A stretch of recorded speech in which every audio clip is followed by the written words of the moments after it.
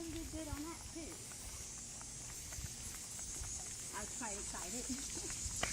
Oh, that's great. We still haven't hit the one big dog over there because he wasn't out the few times we went past that way. And that's fine. You don't want to get them around too big of a distraction too early. But definitely by passing the smaller dogs on walks and in the neighborhood, working her up to that big distraction from the past, get her ready for it. She liked, like she wanted Catskill. Good. She wanted to go to the fence, but they have a dog